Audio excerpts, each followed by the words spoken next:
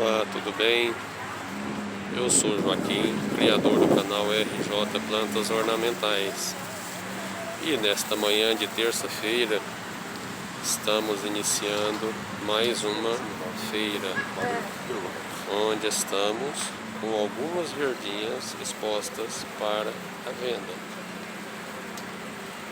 Temos os cactos orelha de Mickey, a portulacária afra,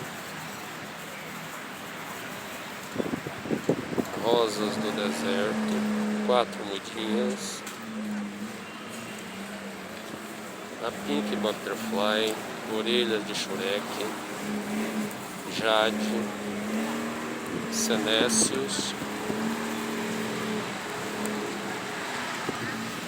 mais alguns cactos, esta linda árvorezinha, o Paeônio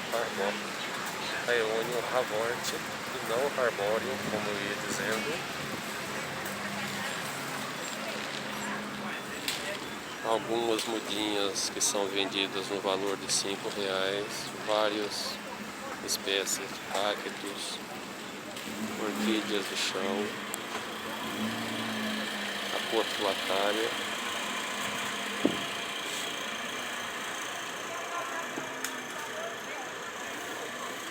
temos as orelhas de burro,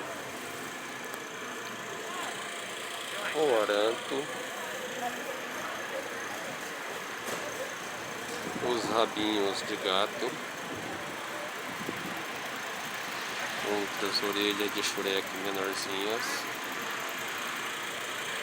este lindo arranjo,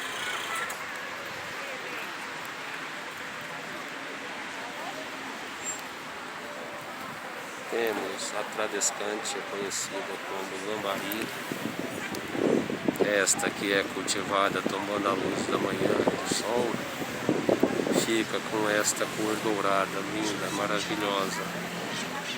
A outra, que é cultivada à meia sombra, não toma a luz direta, fica um pouco mais verde.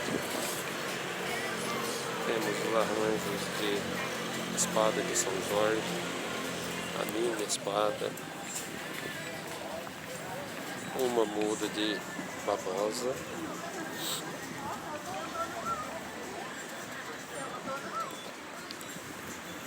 a nossa linda arvorezinha do Paeônio Haworth, este sedur,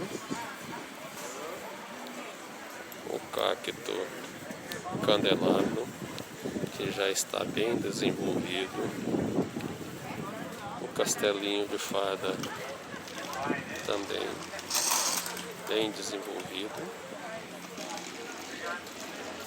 uma linda colher de cobre,